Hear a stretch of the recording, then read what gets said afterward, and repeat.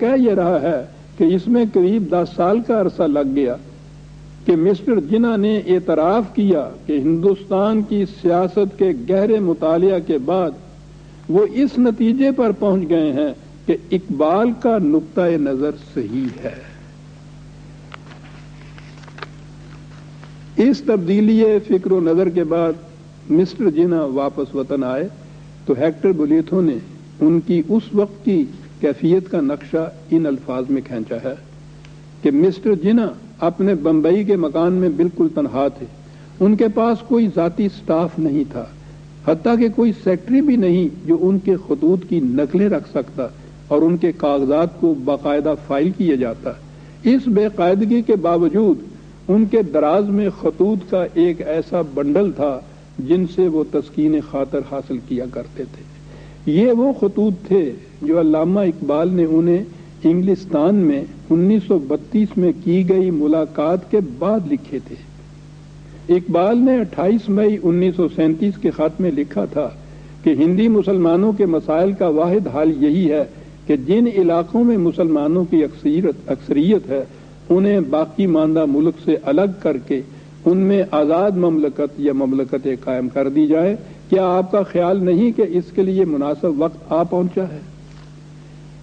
آپ سوچئے کہ اقبال کے خطوط کا وہ بنڈل جس کی طرف بولیتھو نے اشارہ کیا ہے ملت کے لیے کس قدر متاع گراں بہا تھا، لیکن وائے برحال ما ان خطوط کا کوئی پتہ نشان نہیں ملتا، نہ ان خطوط کا جو قائد اعظم نے جواب میں لکھے تھے۔ اقبال کے خطوط جناح کے نام کا مجموعہ شائع ہوا ہے، اس میں مئی 1936 سے نومبر 37 تک کے چند خطوط ہیں۔ مسٹر بولیتھو جن خطوط کا ذکر کرتا ہے وہ 1932 اور 1936 کے درمیانی عرصہ کے۔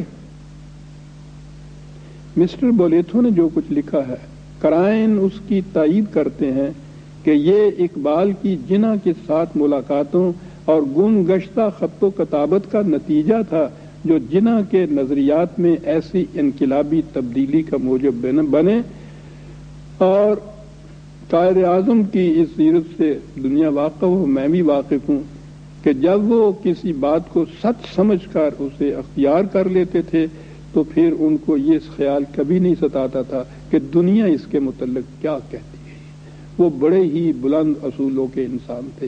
جب انہوں نے یہ دیکھا تو اسی ہندوستان میں جہاں ان کے اب تک بامبے میں جناح کانگریس ہال موجود ہے، اسی ہندوستان میں واپس آ کر اپنی پچھلی ساری زندگی کی گرائے متاع بہا، یوں کہیے کہ رود بار انگلستان میں ڈبو دی اور ایک نیا سفینہ حیات لے کر پاکستان میں یا ہندوستان میں، اس زمانے کے ہندوستان میں آ گئے۔ یہ اقبال نے بھی ایک جگہ اعتراف تو انہوں نے متعدد مقامات پر کیا ہوگا، لیکن ہمارے پاس ریکارڈ کوئی نہیں ہے۔ مجھے یاد پڑتا ہے کہ پاکستان ٹائمز کی 14 اگست 1967 کی اشاعت میں محترم بادشاہ حسین صاحب نے 1936 میں اقبال کے ساتھ اپنے انٹرویو کا ذکر کیا تھا۔ اس میں انہوں نے علامہ سے پوچھا، کیا آپ نے مسٹر جناح کو قریب سے دیکھا تھا؟ اس کے جواب میں انہوں نے فرمایا، ہم نے اکثر اوقات تقریباً تمام اہم مسائل پر خط و کتابت کے ذریعے عملاً گفتگو کی ہے، اور ہم نے ملاقاتوں کے ذریعے بھی تفصیل سے باہمی تبادلہ خیالات کیا ہے، اور انہی کا نتیجہ تھا کہ قائد اعظم مسٹر جناح اپنے تمام نظریات کو تبدیل کر کے اسلام اور پاکستان کے اس نظریے کی طرف آ گئے جو میں نے پیش کیا تھا۔ یہ اقبال کی خود اپنی شہادت بھی ہے۔ یہ جو ملاقاتیں کہا گیا ہے نا، ان میں سے ایک ملاقات تو بڑی دلچسپ ہے اور جی نہیں چاہتا کہ میں اپنی اس وضاحت میں اس سے آپ کو بھی اور باقی سامعین کو بھی معلوم رکھوں۔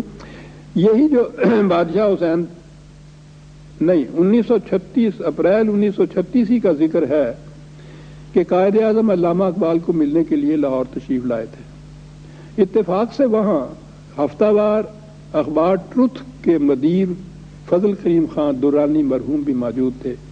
مجھے ان سے بھی تعارف تھا، عجیب انسان تھے۔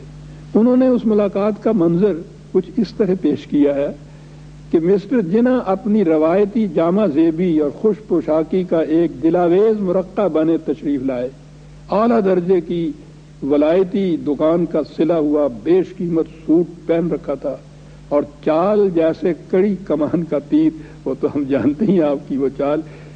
ادھر ڈاکٹر صاحب کی درویشی اور بے نیازی کا یہ عالم کہ جسم پر سوائے بنیان اور دھوتی کے کچھ نہ تھا۔ جب گفتگو شروع ہوئی تو ڈاکٹر صاحب نے امداد کا پورا وعدہ کیا، اور ساتھ ہی یہ بھی فرمایا کہ اگر آپ اودھ کے تعلقہ داروں یا بمبئی کے کروڑ پتی سیٹھوں کی قسم کے لوگ پنجاب میں تلاش کریں گے تو یہ جنس میرے پاس نہیں، میں صرف عوام کی مدد کا وعدہ کر سکتا ہوں۔ اور درانی مرحوم کی روایت ہے کہ یہ سن کر مسٹر جناح کرسی سے 2 انچ اوپر اٹھے اور بڑے جوش سے کہنے لگے، مجھے صرف عوام کی مدد کی ضرورت ہے۔ یہ تھے قائد ڈاکٹر صاحب۔ اقبال اور قائد اعظم کے باہمی تعلقات، میں سمجھتا ہوں کہ اقبال کے جو اور احسانات ملت کے اوپر ہیں ان کو ایک طرف بھی رکھ دیا جائے تو اس کا یہ احسان کہ وہ اس مقصد کے حصول کو قائد اعظم جیسی شخصیت کو انگریزی میں کہوں گا کنورٹ کر کے اور اس مقصد کے لیے یہاں لے آئے۔ میں سمجھتا ہوں کہ یہ اتنا بڑا احسان ہے کہ جس سے یہ ملت کبھی عہدہ برا نہیں ہو سکتی۔ میں تو کہوں گا کہ اس کے بعد ملت اگر اقبال کے حضور یہ اپنا نذرانہ پیش کرے کہ زندگی آپ کی نوازش ہے ورنہ ہم کب کے مر گئے ہوتے، یہ نوازش اگر اقبال کی نہ ہوتی تو ڈاکٹر صاحب صحیح جانیے ہم کب کے مر گئے ہوتے۔ میری تو ساری عمر انہی وادیوں میں گزری ہے، میں جانتا ہوں کہ اس کے بعد ہمارا حشر کیا ہوتا ہے۔ یہ تھے اقبال اور جناح کے باہمی تعلقات۔ یہ جو آپ نے فرمایا قائد اعظم کو یہاں لانا، یہ ہماری بہت بڑی خوش بختی تھی کہ علامہ اقبال کی نظر قائد اعظم پر پڑی اور قائد اعظم کو انہوں نے کنونس کیا اور قائد اعظم واپس آئے اور اس تحریک کی انہوں نے قیادت سنبھالی۔ اس کے علاوہ تحریک پاکستان میں اور مسلم لیگ میں آپ کہیے کہ ان کی کیا خدمات ہیں عملی سیاست کے حساب سے، آپ اس پہ آپ کچھ روشنی ڈالیں۔ اگر ایکٹیولی حصہ لینے میں مراد وہی ہے جو ہمارے ہاں سیاسی سرگرمیاں ہوتی ہیں، ہنگامہ آرائیاں، غوغازائیاں، یہ سارا کچھ، تو یہ اقبال کی فطرت کے خلاف تھا۔ وہ یہ نہیں کہ اپنی فکر میں ہی ایک گوشہ نشین متین سے انسان تھے، بلکہ عملی زندگی میں بھی جتنی خدمات انہوں نے مسلم لیگ کی اور پاکستان کی اور قوم کی، پاکستان کا تو خیر بعد میں نام آیا تھا، جتنی بھی خدمات انہوں نے وہ نہایت متانت سے، خاموشی سے، بغیر کسی قسم کی نمود کے، بغیر کسی قسم کے جوش و خروش کے سر انجام دی۔ یہ بادشاہ حسین صاحب کا انٹرویو کا میں نے ذکر کیا ہے آپ سے، 1936 میں تھا۔